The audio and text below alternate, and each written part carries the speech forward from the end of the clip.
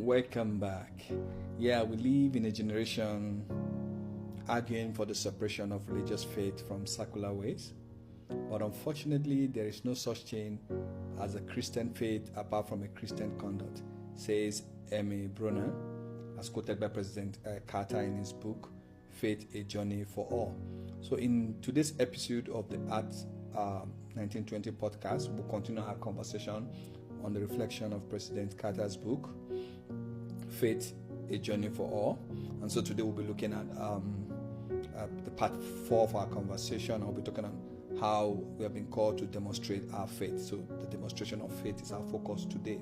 And so from history, either we read from history, the sciences, the art, or the contemporary world, all men and women that had ever shaped the course of this world or this planet, or are still shaping the course of this planet, are people who have deep faith in God, and the people that have deep religious faith. And from just quoting from Mother Teresa to Isaac Newton to Nelson Mandela to even people in the sciences, some you don't even know about, those men that have changed the tide of humanity, that have brought about good, either cure for malaria or cure for any sickness all over the world, even measles, or even the birth of vaccination.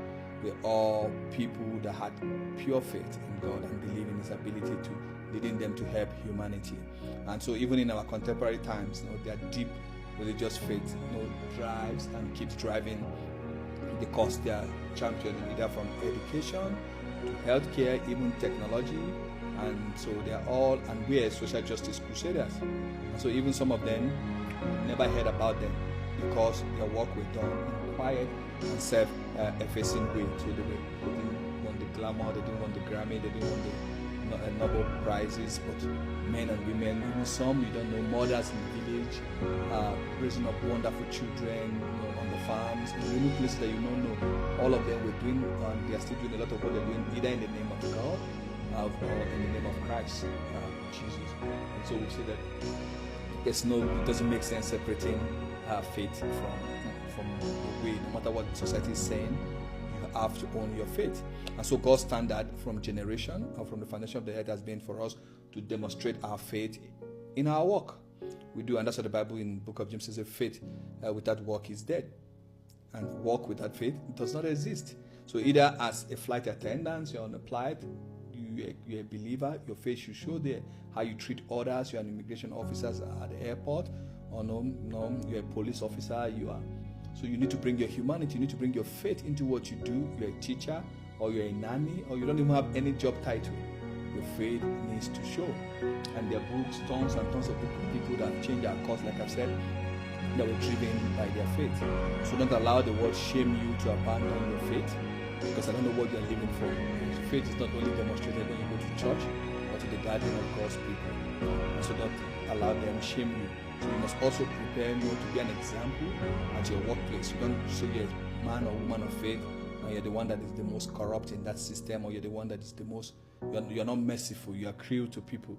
The way you speak to people, the way you treat them, then you're bringing shame to the faith, because a lot of people of faith have shown discriminatory tendency. They are racist and they make a lot of terrible comments, and so people are beginning to doubt. If you say you're a believer, then I don't want to have anything to do with that Christian faith. But we need to change, even especially for us as fathers and as kingdom men. We need to be an example to our kids in terms of how our faith drives what we do and what we say.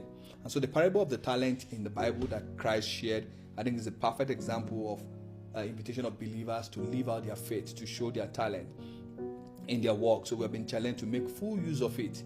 No one should hide it. Either you have 5 talent, 2 talent, 1 talent, half talent, you need to bring them out. You need to channel them and use them. So you should not be like the servant that went to hide his own talent.